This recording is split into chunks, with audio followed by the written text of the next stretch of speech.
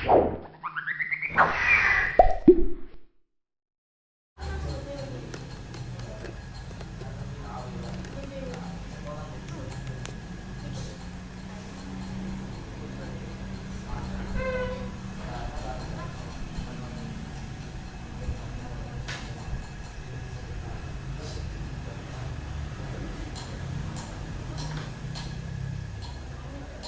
ya, pelan-pelan ya, sambil menunggu teman-teman yang masuk.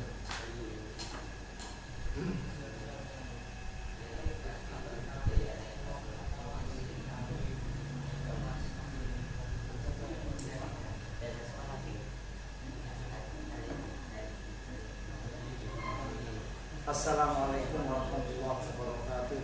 Waalaikumsalam warahmatullahi wabarakatuh. Awali dengan baca doa surat Al-Fatihah pertama bersama-sama. Kemudian surat An-Nas, Al-Falaq dan Al-Ikhlas.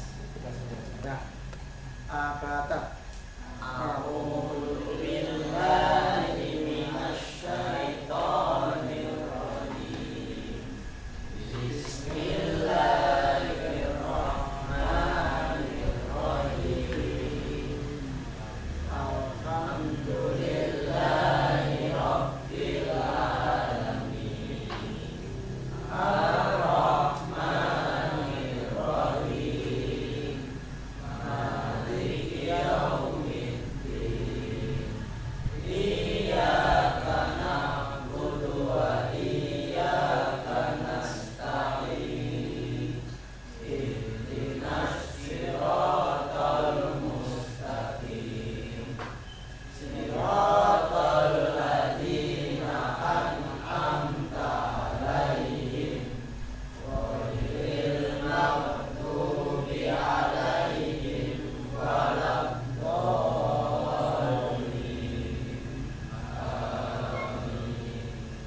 Anas. Bismillahirrahmanirrahim. Qul a'udzu birabbin nas, malikin nas, ilahin nas, min syarril waswasil khannas, alladzi yuwaswisu fi sudurin nas, minal jinnati wan nas. Al-Falaq. Bismillahirrahmanirrahim. Qul a'udzu birabbil falaq, min syarri ma khalaq, wa min syarri ghasiqin idza waqab, wa min syarri nafasati fil 'uqad, wa min syarri hasidin idza hasad. Al-Ikhlas. Bismillahirrahmanirrahim. Qul huwallahu ahad, Allahus samad, lam yalid wa lam yulad, wa lam yakul lahu kufuwan ahad.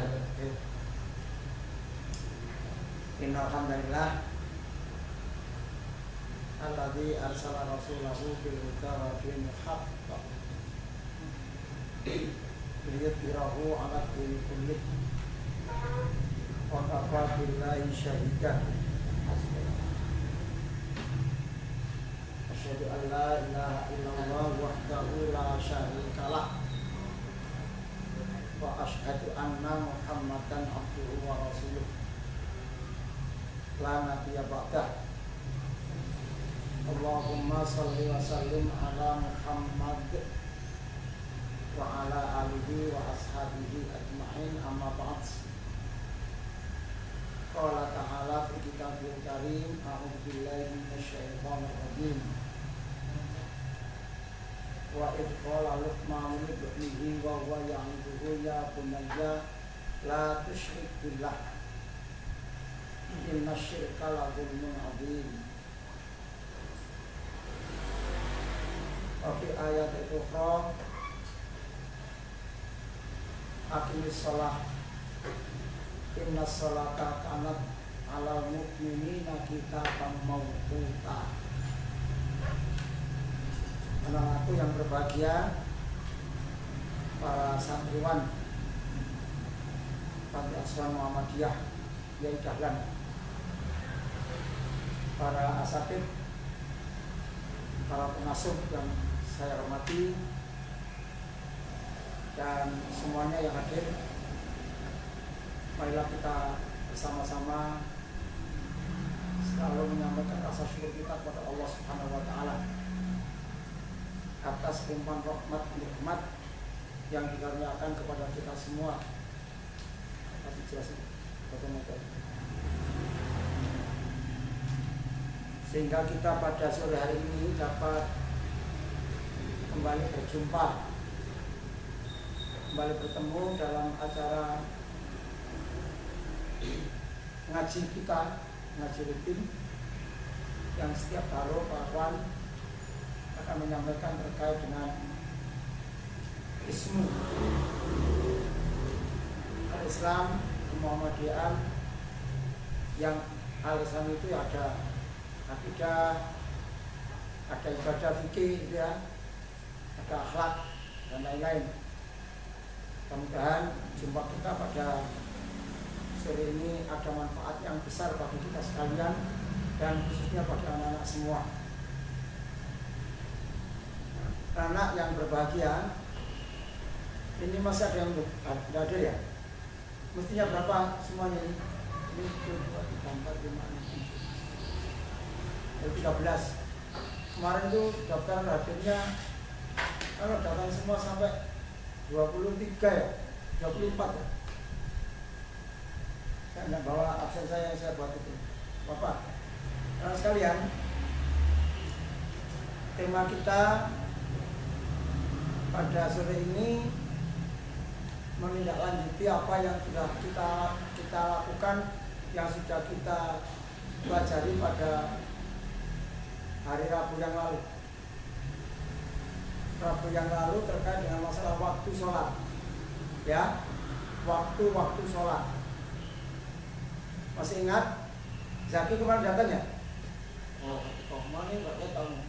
Begitu datang kamu, ini kalau murid anyar ini.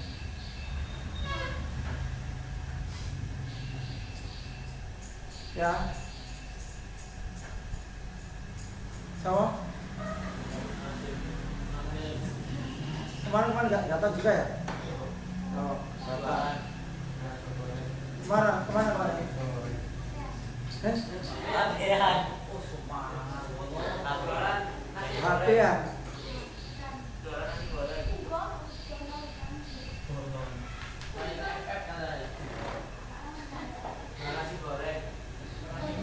Tolong seperti ini penting karena materinya Pak Afan itu selalu bersambung. Kalau udah datang satu kali, kalau sampai tanya kepada temannya untuk kemarin itu apa saja minimal inti-intinya nggak masalah. Tapi kalau nggak tanya ya nggak nyambung. Karena materi saya selalu nyambung. Ya. Dalam hal ini yang kemarin saya sampaikan katanya dengan waktu sholat. Gimana datang ya? Masih ingat? Waktu sholat zuhur itu mulai kapan sampai kapan?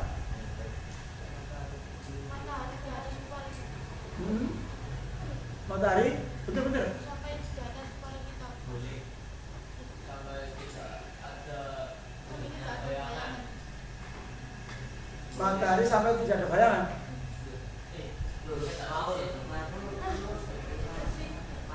Lin.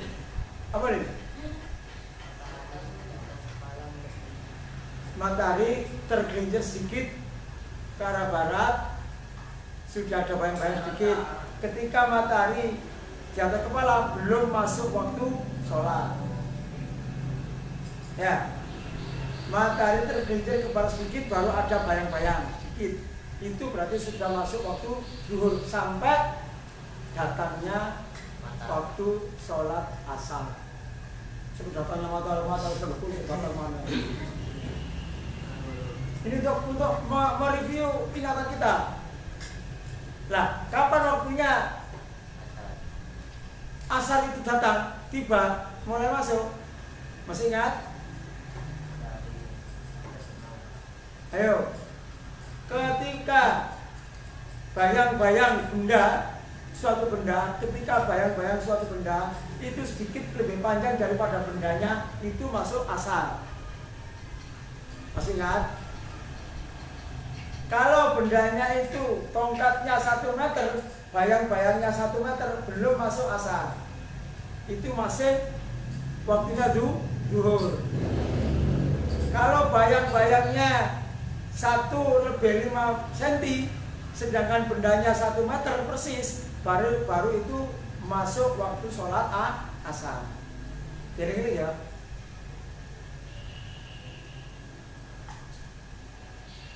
Iki anggap 20 cm.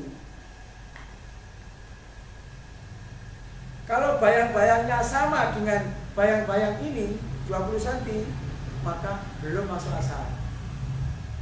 Tapi kalau bayang-bayangnya 20 cm lebih sedikit, berarti baru masuk waktu asar. Waktu.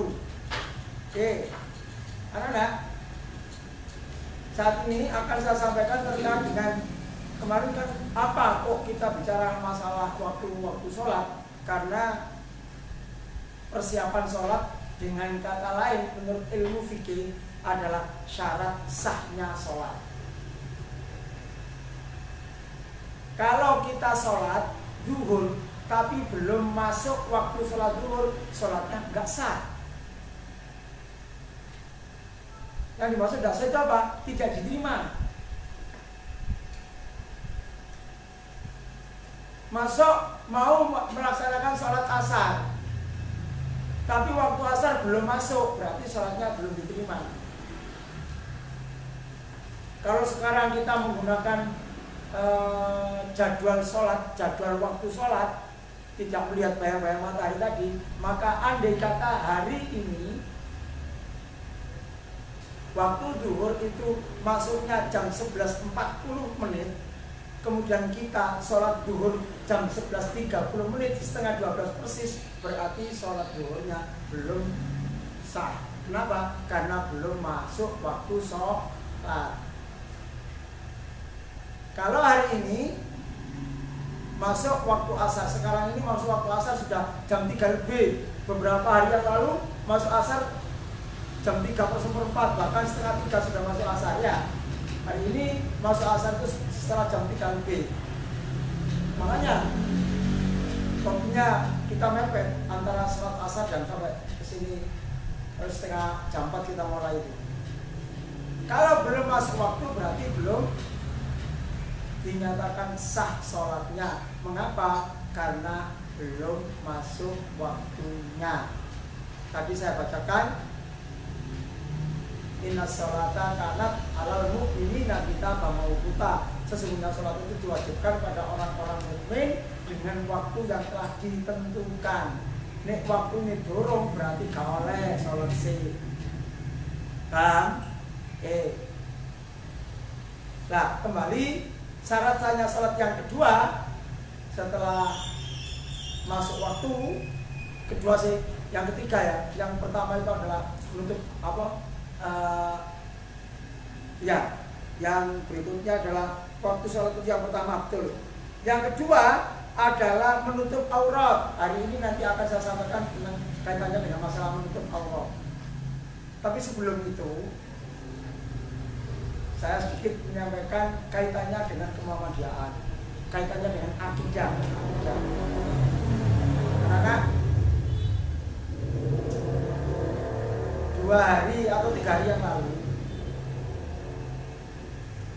saya membaca sebuah informasi dari media sosial. ada salah seorang yang menulis artikel yang mengatakan judulnya orang Muhammadiyah tidak berterima kasih kepada pendiri Muhammadiyah, yaitu Kiai Haji Ahmad Dahlan. Padahal kita kan wajib berterima kasih.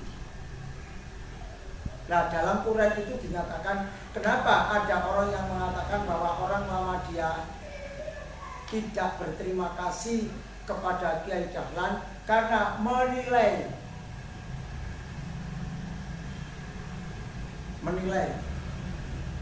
bahwa berterima kasih kepada orang-orang yang berjasa yang sudah meninggal itu dihubungkan dengan membangun makamnya, bukan makom.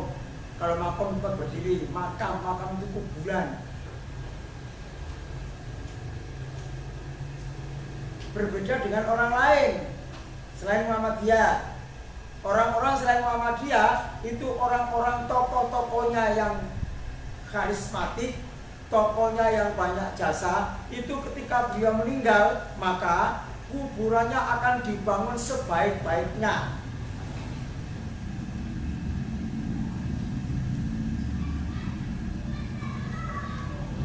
Siapa yang sudah pernah melihat makamnya W.R. Supratman? Kita sebagai bangsa Indonesia, W.R. Supratman itu pahlawan nasional. Apa jasanya yang terbesar yang dikenang oleh negara?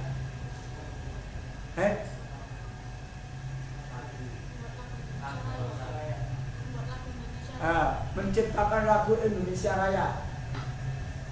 Ingat, Cat, Jem, ingat, Najem, ya, Ham, Ro, siapa pencipta lagu Indonesia Raya? Leh, cuma dia ngomong no.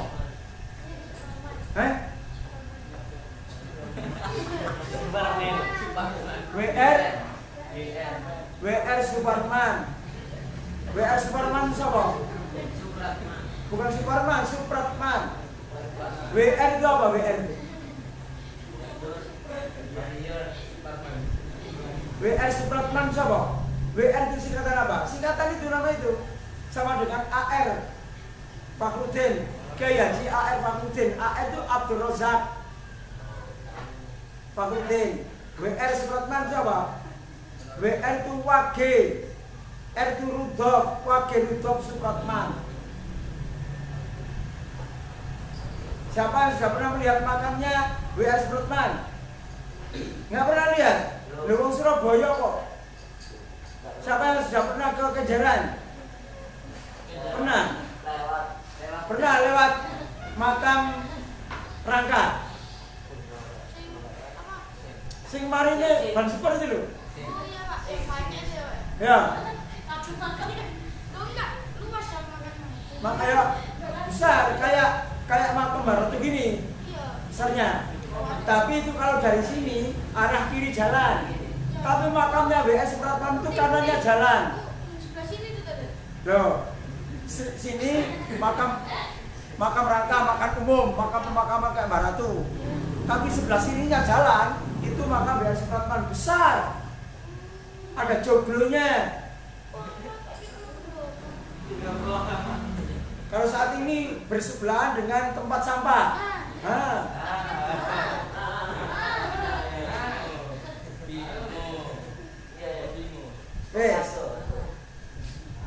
Maka W.R. Supratman itu dibangun oleh pemerintah, dibuatkan joglo kayak rumah, kayak pendopo lah gampangnya. Cuman gak pendopo besar sekali. Ya kira-kira kalau pendoponya dengan luasnya tempat ruang tamu kayak jalan itu bisa luasan sana sih. Nah di tengah-tengahnya itu ada makam W.R. Supratman yang cukup tinggi. Kalau Najem atau siapa Ilham berdiri dari permukaan tanah ya jempuran pohon ya, karena bertingkat ini. Nah apa tujuannya? Pemerintah membuat seperti itu. Tujuannya pemerintah membuat seperti itu salah satu diantaranya adalah untuk berterima kasih kepada W.R. Supratman yang telah menciptakan lagu Indonesia Raya. Nah, ya. Sedangkan, nah ini, kalau orang-orang lain selain Muhammadiyah, sampai pernah mendengarkan berita makamnya Gus Dur.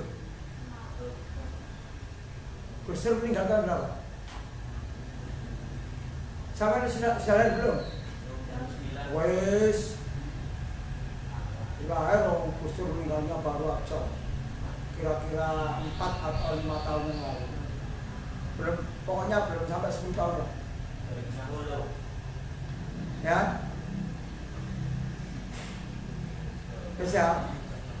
Nah, itu awal-awal, tapi sampai sekarang masih ada yang berziarah ke makamnya Gus Dur itu luar biasa. Tidak hanya ribuan, bahkan jutaan. Setiap hari itu hampir puluhan ribu orang yang ziarah kuburnya, ke ziarah kubur ke makam Gus Dur.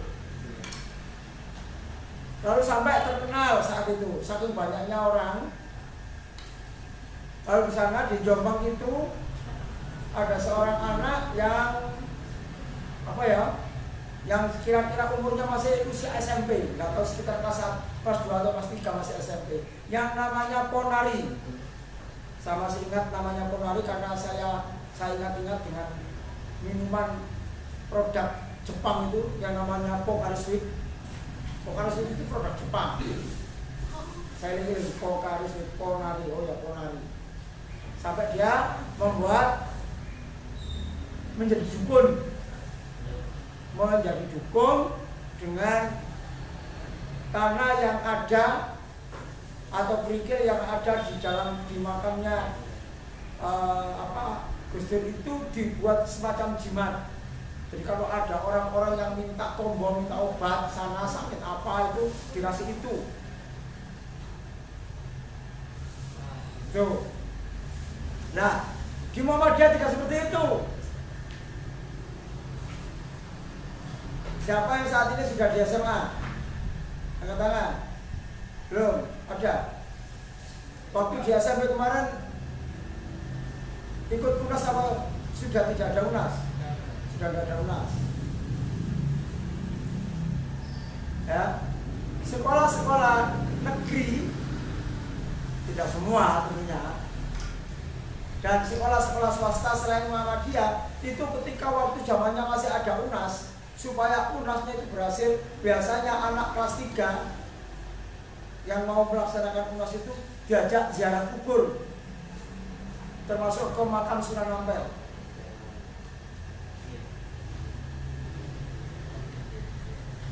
Dan itu berita itu sudah kemana-mana karena sudah lewat koran sebelum COVID. Berarti antara tahun 2018-2017 itu rame-ramenya. 2016, 2015. Ya. Belum sampai di sana. Apakah mendoakan kepada itu? Tidak hanya mendoakan, tapi karena datang ke sana itu dalam rangka untuk mencari berkah, mencari barokah. Dengan paham seperti ini, kalau datang ke makamnya para sunan, orang-orang soleh, lalu berdoa di sana minta pada Allah dengan mengharap berkahnya sunan itu, rohnya sunan itu dianggapnya berhasil. Nah, kalau seperti itu yang tidak diperkenankan oleh Muhammadiyah, itu yang bertentangan dengan ayat Al-Quran surat Luqman ayat 13 yang tadi saya baca itu. Baik, kalau Luqman ulibni wa huwa ya'iduhu ya bunayya la tusyrik billah.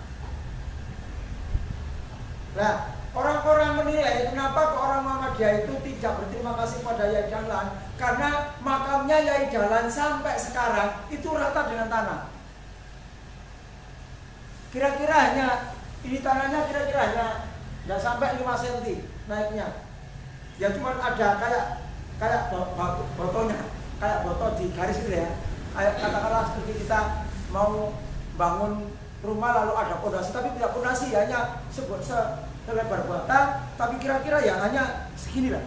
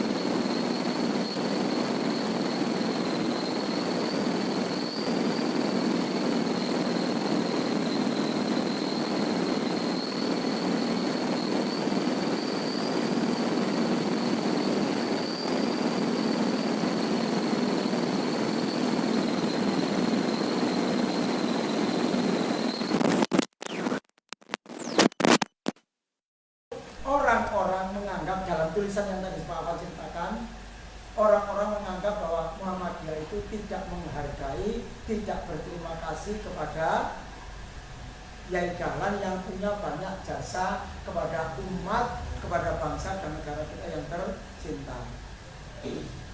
Anak-anak, ketika presidennya masih Pak Harto, presidennya berganti dengan siapa sampai sekarang ini, itu pemerintah sebenarnya sudah menawarkan diri mau membangun makamnya Yai Dahlan. Ya tentunya karena Yai Dahlan itu adalah tokoh Muhammadiyah, maka pemerintah atau siapapun yang mau membangunkan makamnya Yai Dahlan itu minta izin kepada Muhammadiyah dan izin kepada keluarganya, para zuriyahnya. Zuriyah itu anak cucunya Yai Dahlan yang ditandatangani. Tapi semuanya tidak ada yang mengizinkan. Mengapa? Karena menurut paham Muhammadiyah, menurut akidah yang benar, Al-Quran surat Luqman ayat 13 tadi itu termasuk tergolong menyekutukan Allah, syirik kepada Allah. Khawatir nanti justru malah menyembah-nyembah terhadap makamnya Yai Dahlan. makanya tidak diizinkan. Ya. Dan bahkan di masa yang jalan beliau masih hidup itu sudah melarang untuk itu. Kalau ingin membalas budi kepada jasa-jasa orang yang terhormat itu tidak harus seperti itu, tapi amalkan dan kembangkan ilmu yang telah diberikan. Itulah yang dipahami oleh Muhammadiyah, sehingga Muhammadiyah sampai sekarang tidak membangun makamnya Yai Dahlan, tapi mengembangkan Muhammadiyah yang sudah didirikan oleh Yai Dahlan sampai sekarang semakin hari semakin bertambah besar. Baik masjidnya, baik sekolahannya, perguruan tingginya, rumah sakitnya, termasuk panti asuhan yang ada, termasuk anggota-anggotanya, semakin hari anggota Muhammadiyah semakin banyak, semakin hari amal usaha kaumnya Muhammadiyah yang dimiliki oleh Muhammadiyah semakin hari semakin bertambah berkembang yang sebagus-bagusnya. Mengapa? Itulah yang dilakukan oleh orang-orang Muhammadiyah sekarang untuk menghormati, berterima kasih, membalas jasanya Yai Dahlan lewat mengembangkan ilmu yang diberi, bukan dengan membangun kuburan. Ada yang pernah diajak orang tuanya ke makam Sunan Ampel? Makam Ampel pernah di Surabaya sana. Apa? Betul-betul toh.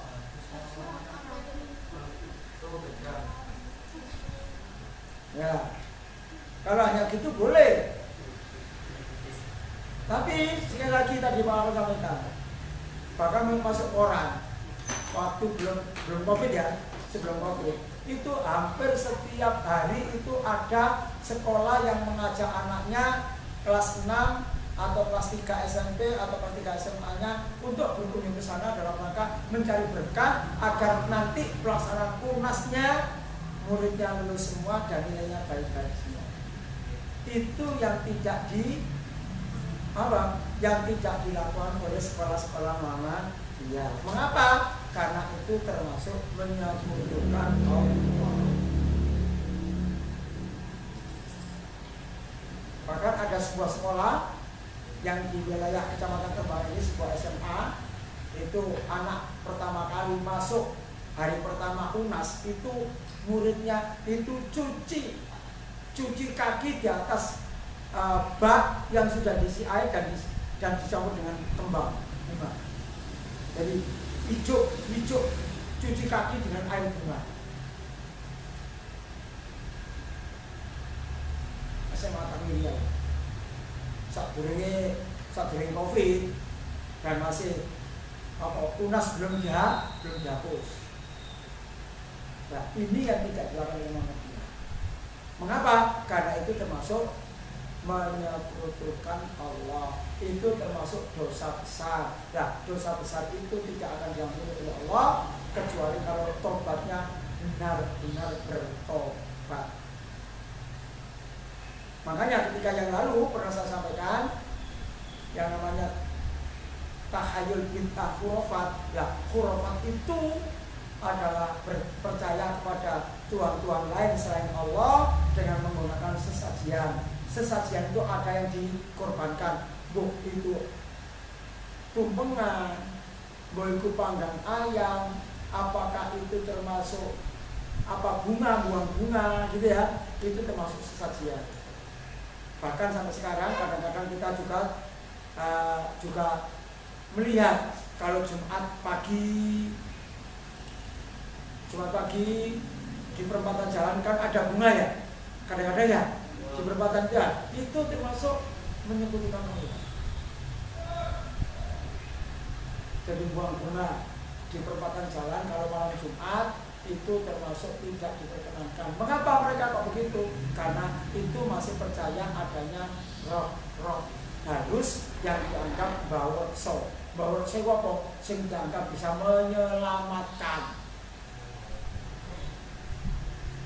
yang bisa menjaga keamanan supaya tidak terjadi malapetaka dan apa saja menurut keyakinannya di wilayahnya atau dalam keluarganya. itu tidak diperkenankan, itu termasuk menyekutukan Allah. Paham ya? Oke, ini selingan kemuhammadiyaan yang saya sampaikan terkait dengan masalah akidah. Karena itu jangan sampai, ya, jangan sampai. Kok nggak ada absen ya? Mana? Oh, sudah. Ini sudah semua. Oh ya. Oke. Sekarang kembali dengan tema kita, yaitu menutup aurat. Anak-anak, orang yang akan sholat itu harus menutup aurat. Menutup aurat.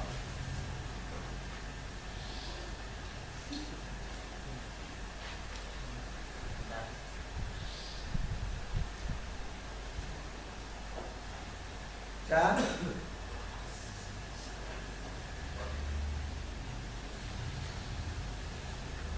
tulis keterangannya. Setiap orang yang hendak melaksanakan sholat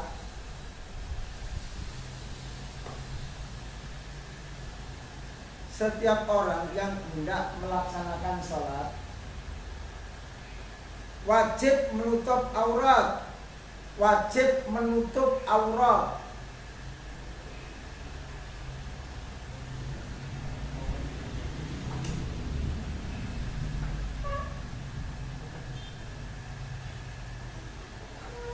Wis.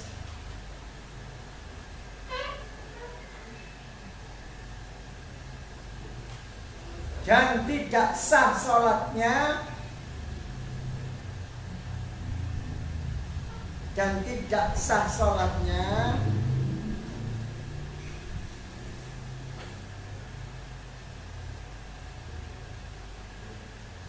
bila auratnya terbuka.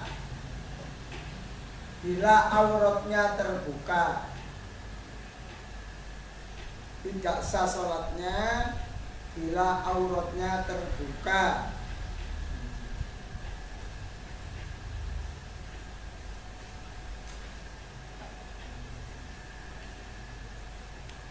Dasarnya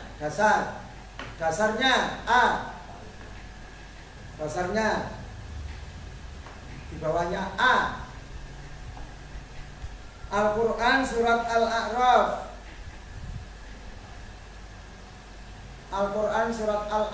Garis miring ke-7, surat ke-7 ayat 31.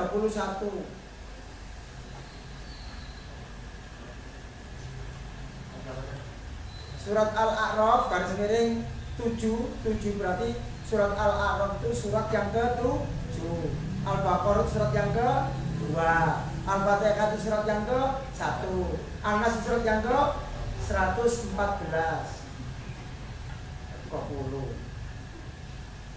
Jadi surat Al-A'raf itu surat yang ke-7 ayat 31. Yang artinya, tulis artinya aja. Nanti Arabnya tak bacakan nanti. Yang artinya, hai anak cucu Adam,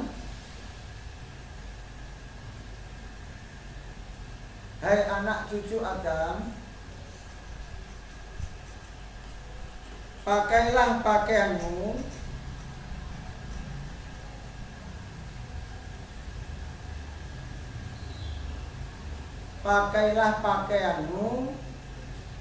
yang indah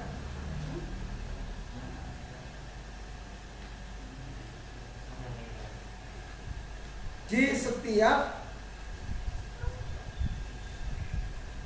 masuk masjid.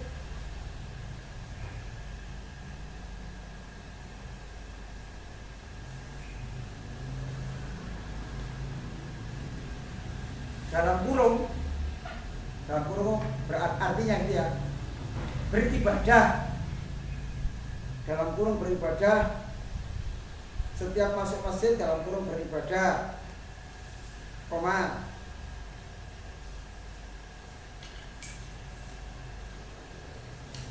Makan dan minumlah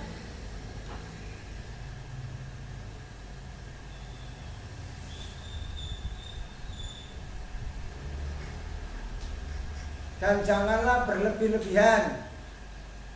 Dan janganlah berlebih-lebihan.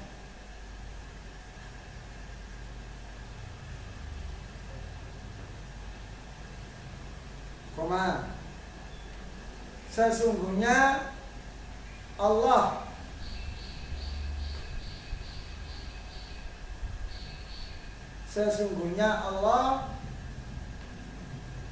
tidak menyukai orang yang berlebih-lebihan.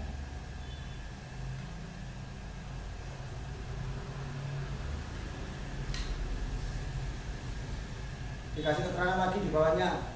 QS Al-A'raf .231. Apa QS itu? Quran surah Al-A'raf .231, artinya ayat 31. Bunyi ayatnya begini anak-anak, tak bacakan. Sampai nggak usah tulis. Kalau mau nulis ya kasih jarak, lalu nanti buka Al-Quran baru kamu tulis. Ini untuk Al-Quran supaya tulisannya tidak salah. A'udzubillahi minasyaitonirrajim. Ya bani Adam, khudzu zinatakum inda kulli masjidin wa kulu washrabu wa la tusrifu innahu la yuhibbul musrifin. Yang artinya tadi itu, hai anak Adam, pakailah pakaianmu yang indah ketika mau masuk masjid, dalam arti ketika mau beribadah, wabil khusus lagi kalau mau sholat. Makanlah dan minumlah dan jangan berlebih-lebihan, karena Allah tidak menyukai orang yang berlebih-lebihan. Quran surat Al-A'raf ayat 31. Surat Al-A'raf itu surat yang ke-7. Nanti ada dalil yang B. Sekarang yang B, hadis Rasulullah. Nanti setelah ini baru saya terangkan lagi. Hadis Rasulullah yang artinya, langsung yang artinya dari Aisyah.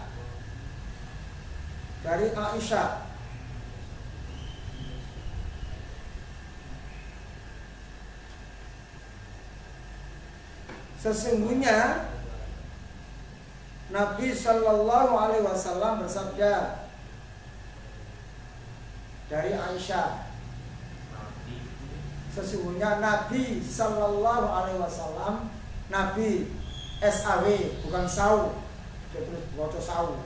SAW itu Shallallahu Alaihi Wasallam bersabda,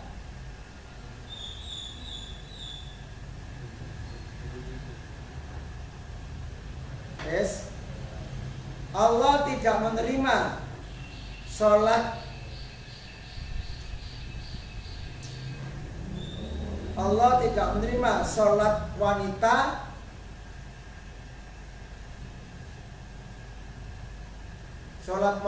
yang sudah haid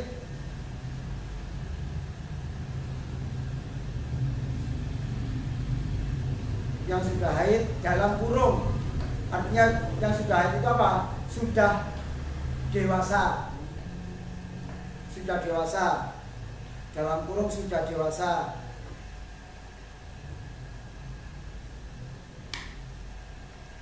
Tanpa menutup aurat.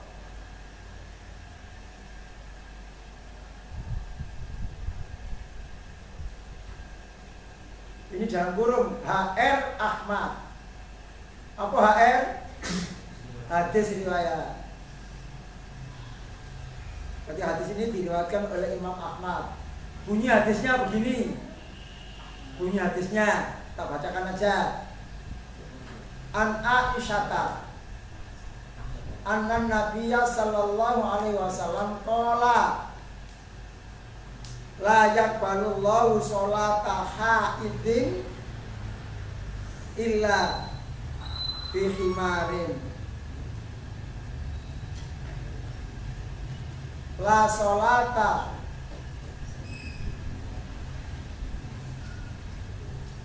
la yuqbalullahu sholata haidin illa bihimari, bahwa Allah tidak akan menerima sholatnya wanita yang sudah haid yang tidak menutup aurat. Keterangannya begini, ini keterangannya. Mana? Aurat itu adalah seluruh tubuh yang tidak boleh kelihatan.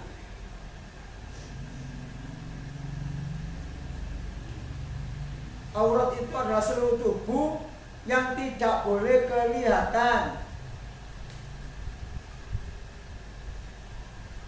Tulis aurat wanita, tulis adalah titik dua. Aurat wanita titik dua itu berarti adalah atau ialah.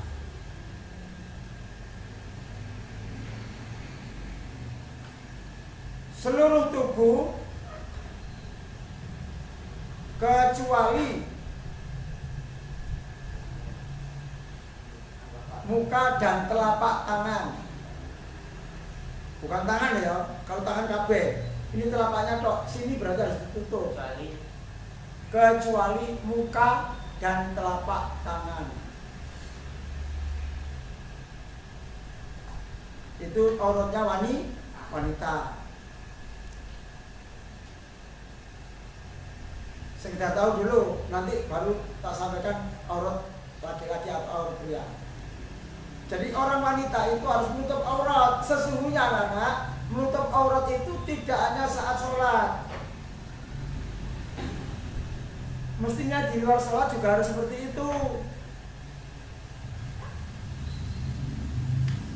Paham ya?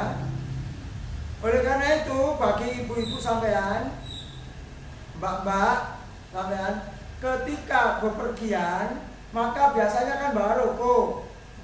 Ya. Untuk apa? Untuk memudahkan dalam hal menutup aurat jika mau sholat. Tetapi andai kata sudah terbiasa menutup aurat, ya, sudah berjilbab,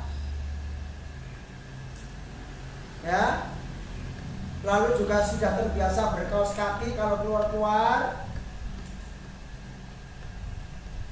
tangannya hanya kelihatan telapak kaki, telapak tangan, maka saat itu walaupun tidak pakai ruku, begitu masuk sholat di mana ada musola atau masjid yang ada, lalu mengambil air wudhu atau mungkin sudah wudhu dari rumah karena belum batal, maka langsung sholat itu sudah sah. Kenapa? Karena auratnya sudah tertutup. Kebanyakan ibu-ibu dan para kaum wanita bepergian membawa ruko itu biasanya karena bajunya masih belum menutup aurat semuanya. Ada yang belum pakai jilbab, gitu ya, dan lain-lain. Cuma secara praktis supaya kelihatan bagus ya boleh pakai ruko. Sekali lagi, andai kata nggak pakai ruko sholat, selama yang kelihatan hanya muka dan telapak tangan, itu sholatnya sudah sah, boleh. Gitu ya. Bagi wanita-wanita sekarang, ibu-ibu zaman kini kalau sudah paham gitu, kalau dulu kan nggak ngerti, mereka nggak ngerti mesti nggak ruko. Karena sekarang sudah tahu banyak dakwah yang dilakukan oleh para mubalek, mengerti, maka kemana pergi biasanya sudah ada bawa ruko. Cuma kalau lengan bajunya agak pendek, kurang landung, masih kelihatan ininya, punggung telapak tangannya, biasanya membawa kaos tangan dan kaos kaki.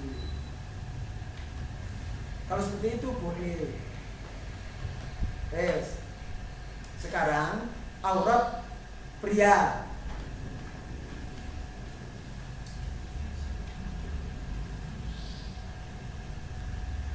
Aurat pria laki-laki adalah mulai dari dada sampai di bawah lutut. Dada sampai ke bawah lutut. Dalam kurung pendapat ulama fikih.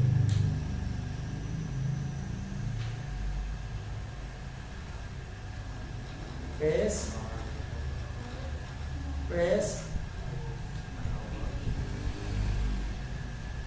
Dengan kata lain, anak-anak maaf, contoh aja, misalnya, karena zaman Pak Akan kecil dulu di desa ada seperti itu. Karena nggak punya baju blas, karena miskin, paham ya? Miskin, gak tukang belas, media sitok jenenge sarung tok. Sarungnya kan panjang, maka pakai sarung sampai kian, sampai ke sini, itu kalau sholat berarti sholatnya sudah sah. Gitu Pak? Ya, karena tidak punya baju. Tapi kalau punya baju bagaimana? Kembali pada ayat tadi. Surat Al-A'raf ayat 31 tadi itu. Ya Bani Adam, khudh zinatakum kullu masjidin, ya. Pakailah pakaianmu yang indah setiap ke masjid atau setiap mau ibadah. Karena kita diberikan oleh Allah nikmat bisa beli baju, maka nikmat itu harus kita syukuri. Polanya bagaimana? Kalau kita sholat harus menggunakan baju yang baik, yang sopan. Wong duwe klambi apik kok sholat di sarungan tok. Duwe klambi apik kok sholat kaos oblong tok. Siapa yang pernah sholat kaosan tok? Oh sering. Oh besok lagi nggak boleh. Ya. Makanya tadi Pak, siapa yang pernah berarti dulu pernah. Sekarang nggak pernah Pak, bagus. Sudah paham. Pernah melihat di masjid, di musola, ada orang laki-laki kalau sholat atau anak laki-laki kalau sholat pakai kaosan tok, nggak pakai baju ada banyak. Bahkan hebat lagi zaman anak sekarang. Anak saya kira senengane kaos ireng-ireng ya. Umumnya itu loh, anak-anak yang mau ngomong kan kadang kaos hitam, ono tulisannya pisan, tulisannya macam-macam. Ya ono kaosane siji nyali. Apa? Nyali siji apa? Satu nyali, wani. Wani apa? Wani tukaran, wani tawuran, wani nyolong, wani ngombe. Ada gitu? Satu nyali wani. Tiga sholat, Allah apa sih huri? Satu nyali. Saya rasa lumayan ibu, satu nyali wani. Anak mana? Saya macam-macam. Allahu Akbar tulisannya. Lapor matamu berarti. Pernah melihat kaos yang ada tulisannya seperti itu? Ada. Saya itu kalau sepeda motoran kalau ada di apa namanya pameran itu ya kadang-kadang juga gitu lapo matamu jero aku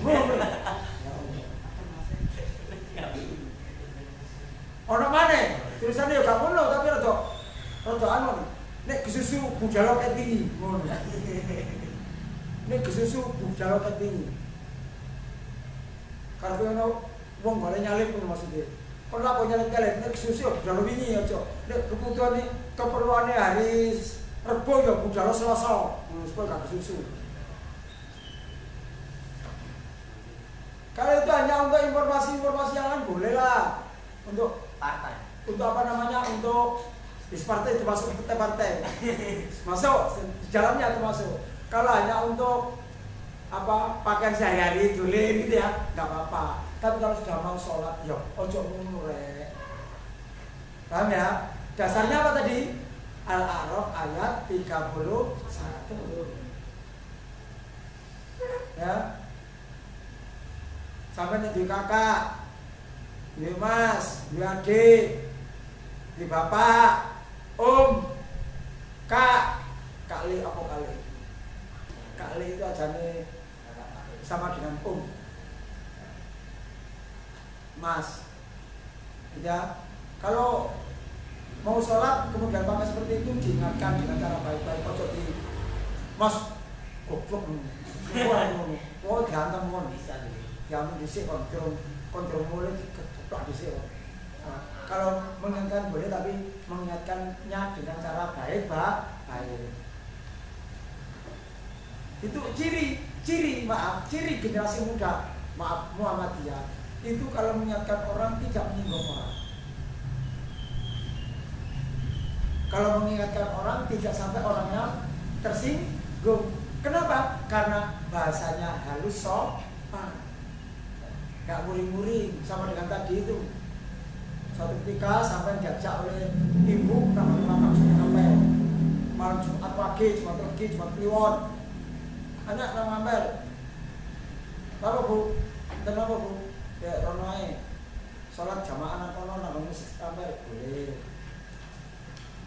Tapi kalau suatu ketika sampai diajak minta seperti tadi yang saya contohkan, biasanya kan, ya Allah, berikanlah saya ilmu ya Allah, saya ini mau ujian nasional ya Allah, berikanlah saya ujian sukses ya Allah, berkat dari barokahnya makam Sunan Ampel. Itu yang tidak boleh. Kalau kita kesana, ya Allah ampunilah segala macam, terimalah segala amal kebaikan Sunan Ampel ya Allah, sehingga menyebarkan Islam di tanah air. Dan kalau Sunan Ampel masa hidupnya ada kesalahannya, ampuni ya Allah, boleh itu. Tapi jangan, ya Allah berikanlah saya kesuksesan, berikanlah saya sekolah dengan baik, berikanlah saya nanti kalau bekerja dengan sukses berkat makam Sunan Ampel ini. Itu yang tak boleh. Nah ya, kalau diajak orang seperti itu, mungkin diajak orang tua seperti itu, ya ingatkan dengan cara baik. Bu, ini kan gaul ya bu. Kok ngerti? Iya bu, ini termasuk sirik bu. Ojo, bu ini gaul ya, sirik ini bisa mending neraka sampean. Oh ditapuk lah ngomong gitu. Boleh seperti itu. Ya. Maknanya apa? Mengingatkan, jangankan pada ibu kita, kepada orang lain pun harus dengan cara baik. Nek delingno gak wis jano. Sama mengingatkan orang tua dengan cara baik-baik, kok masih butuh sekolah ibu gak ngerti, melok ae. Wis gak apa-apa. Besok lagi ada lagi diingatkan lagi. Pokoknya jangan sampai membantah orang tua. Nabi Ibrahim, bapaknya yang namanya Azhar, itu Nabi Ibrahim itu dodol patung yang disembah oleh orang-orang Yahudi itu. Tapi Nabi Ibrahim ya ngomong, patung, siapa yang mau beli patung ya? Ini patung yang nggak bisa melihat, patung yang bisu, patung yang tuli, patung yang nggak bisa gerak. Contohnya ini tak ketak gak balas belas. Buat ini patung. Tak idoni matanya gak balas idoni. Tapi perintahnya orang tua dilakukan. Ya, jadi sekali lagi sahabat harus selalu berbuat baik. Datang ke sini, ini pakainya sudah bagus ini. Udah sampai teko ngaji, teko sekolah, kamu kalau ke mana, ke kelurahan misalnya, karena mungkin pernah melihat, mungkin pernah diajak oleh keluarga, oleh ayah atau ibu ke kelurahan ngurus KTP misal kecamatan KTP, terus nggak pakai baju, nggak boleh itu. Saya pernah mengantarkan anak saya foto KTP di kecamatan, itu ada anak yang sama mengurus KTP itu, dia nggak pakai baju kaosan, disuruh pulang. Urus KTP butuh ya, golek kaosan. Apalagi kita menghadap ke hadirat Allah Subhanahu wa Ta'ala. Bagi anak-anak yang ditanyakan, silakan. Nggak ada? Oke, kalau nggak ditanyakan ya sudah. Kita datang kok, berkasih suwi. Ya. Terima kasih. Mudah-mudahan pelajaran yang kita dapatkan hari ini barokah. Barokah itu berarti apa? Manfaat, bisa diamalkan. Mudah-mudahan sampai semua, saya termasuk di dalamnya, bisa mengamalkan ilmu yang kita dapat pada hari ini. Dan mudah-mudahan segala kesalahan kita diampuni oleh Allah Subhanahu wa Ta'ala. Mohon maaf. Nasrullah wa barakatuh. Kita akhiri dengan baca hamdalah dan doa kafaratul majelis. Alhamdulillah. Subhanallah wa bihamdihi.